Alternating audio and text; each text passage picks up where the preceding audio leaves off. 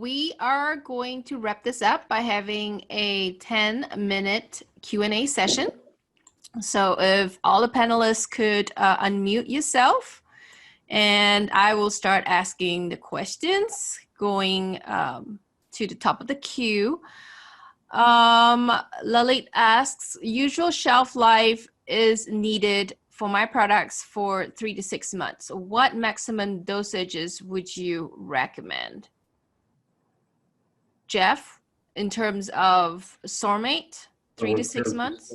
Yeah, so in terms of sourmate, it would be then I would think our maximum level, which is 1.75% on the total batch weight.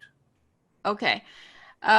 Richard, how about potassium sorbate and sodium propionate? Just, I've seen people use quite a lot. I would say, the key to your product is understand where your pH is to use less of the potassium sorbate or sodium propionate in your product, because at the end of the day, they leave an off flavor. So then you can either spend more money and put flavors like Zoom Essence and try to cover it up, which you can do. But check your pH because before I give you a recommendation, you might be way too high. And it does, check your pH of your cake.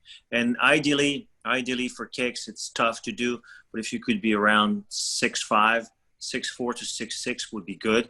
Because if you go lower, then you have acidic flavors.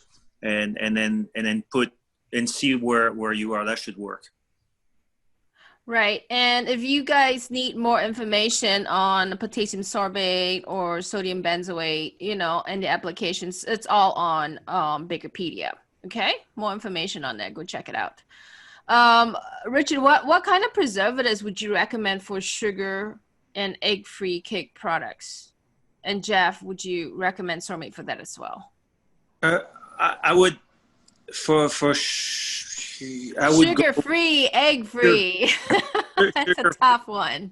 And egg-free, I would because I haven't really looked at sugar-free and egg-free cakes, so it's difficult to recommend. But I would go with the same principle, the same science principle. Whereas and what other acids can you use to control? Because you control your shelf life, mold-free either through pH or water activity. So either way, either approach would work. And often a combination of all of them is what the industry is using. So not knowing the ingredients, go back to your pH because, hey, you never know. Maybe with a gluten-free cake, you might be at 5.5 or 5.8 pH and you'll be like, hey, I'm great. I don't have to do much other than add just the right amount of, and just a quick note too, I know sorbic acid is being used quite often. But the solubility in batters at 212 degrees, which is basically when you come out of the oven, it's only 4%. So what it means 96% of the sorbic acid will be undissolved and still in its, the larger size, which it works, but not as well because you're only using a little bit. So just check out the literature or the, MSDS once you get your sorbic acid. Great. Okay, great. Richard, you mentioned natamycin as an anti-mole. Is that approved for cake? And what dose do you suggest? It comes as a solution, and the last we use, we were using 0.05 to 0.1% solution. It's a small amount, but the key to using natamycin is being able to spray. It's a topical, and meaning you have to spray it on top. It's not in the product. So it's a topical application. So once you do it, your products have to come out of the oven. The surface temperature is still being 150, 160 degrees. So once you spray it on top, it creates a thin film and therefore evaporate the rest of the water. And that's important to have a good system because if you spray extra water, you're back to square one. So it's good. It's a good system. It works very well, but you have to be very careful about how you're gonna, the process, how you're gonna apply it. Correct. Another question on antimicrobials. Is there a difference in effectiveness of direct addition of antimicrobials in the dough versus encapsulated? Direct versus encapsulated. Do you see a difference? And yeah, price would be Yes, of course. price would be, and I don't recommend encapsulation, and here is the reason why. A lot of people would say, well, I'm going to encapsulate my sorbate, so it's not going to react with my leavening, so I will delay it to a certain degree. But as I mentioned earlier, your sorbate is already not highly soluble. Now you're encapsulating, you're making it less soluble. So what do you get from it? Just and then it's another subject where if you're afraid it will react with your leavening system, go back and rework your leavening system, with your leavening acid and your base, and try to go around it, unless you buy a pre-made baking powder, which you might need encapsulation. But yeah, I don't. Well, it really depends, and I think to really answer your question is hire Richard to figure out that system out for you, so that you get more custom tailored answer. This is really too general. Yeah. Richard, for your trial, what is the flour used in terms of protein, gluten level? Flour for the cakes? Yeah. I used a chlorinated cake flour. So a chlorinated cake flour, just a quick side note, it's going through a chlorinator with a chlorine gas. Usually it's 1 ounce for every 100 pounds. And I think you can go up to 3 ounces of gas. And what it does, it basically lowers the pH of the flour. And usually a chlorinated cake flour gets around 4 or 5 pH. And it allows for better starch gelatinization with high sugar formulations. Right. Certain countries don't allow chlorinated flour. Then you go with a soft wheat, with a pastry flour, and usually it's more of the endosperm, so you're going to get around a range of, I've seen 7 to 9 protein. And then just as a quick tip to replace chlorination, if you don't use it, work with a good starch that will help with what I'm talking about, working with high ratio type of cake formulations with high sugar, and it will work. And again, you can contact me or through the forum on BAKERpedia. I'll be glad to answer. Okay. All right. Lynn? What colors, Sandy, can be used for pasta processing? Because colors should not leach into the water at the time of cooking. That's a good question. So one of the things you might be finding if you're already using natural colors is there's always the chance that you're over adding. So for instance, if you have too much, it might leach into the water. So you want to check your usage level. Typically, you're going to be in around the 1% mark, depending on how concentrated the color is. At IFC, we believe in offering very high concentrated colors, meaning you can order less and your cost per use is less. So something to keep in mind is you might be overdosing if you're having leaching in that nature. Other options would be using more of pigment-based products. So that would be something where it's not as water-friendly and more likely to cling to any of the fats or oils in the product you're making. Great. Jeff, I'm sorry. Part of my Q&A block was covering you, so I didn't really see you. Did you have something to add just now? Yes, I did, just a little bit.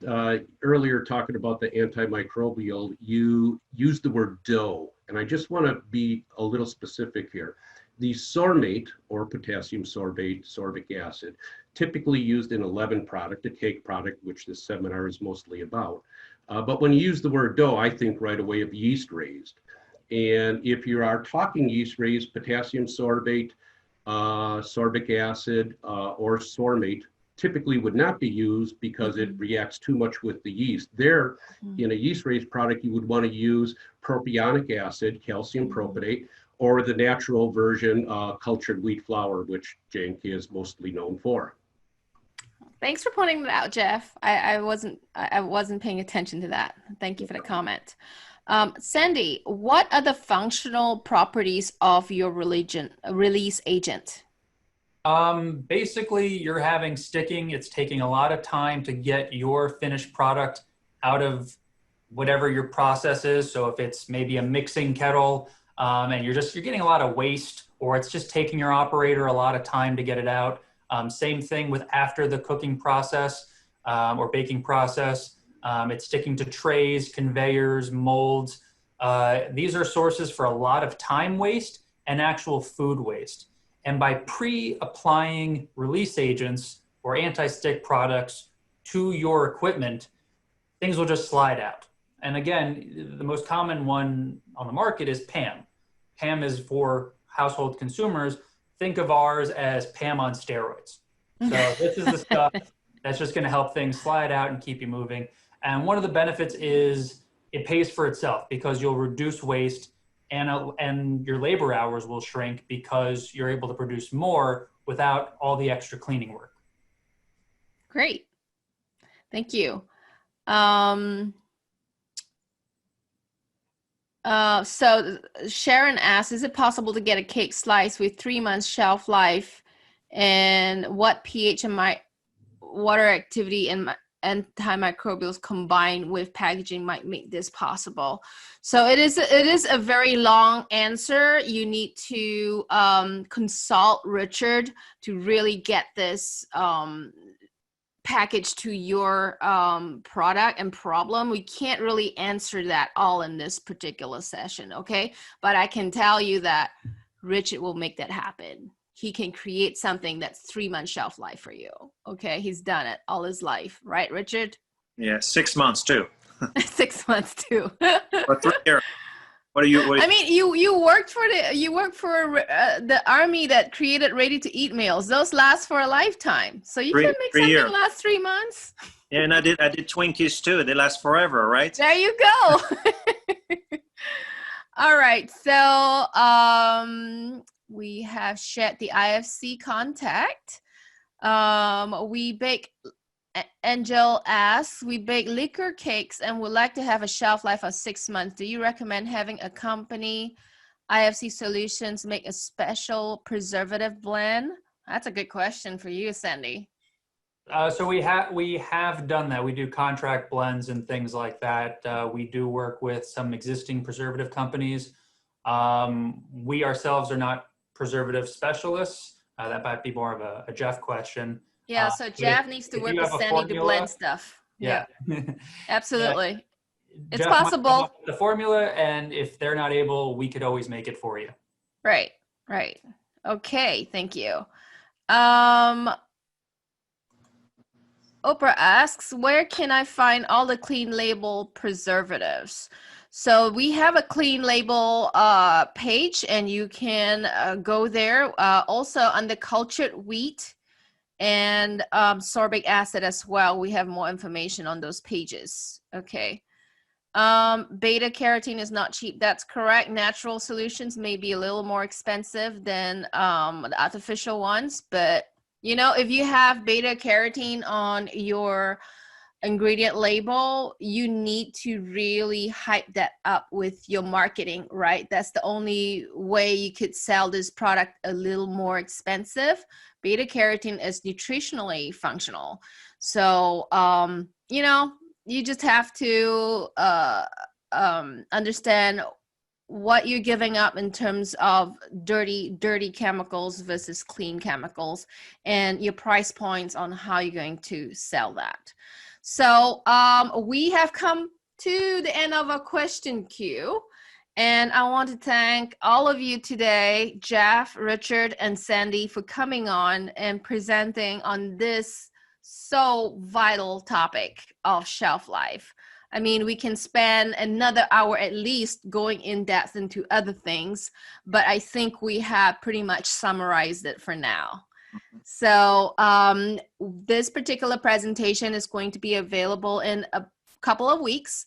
And if you all out there need samples, we have Jeff's information on here, and we have Sandy's information on here, and we have Rich's information on the slide. So go forth and conquer.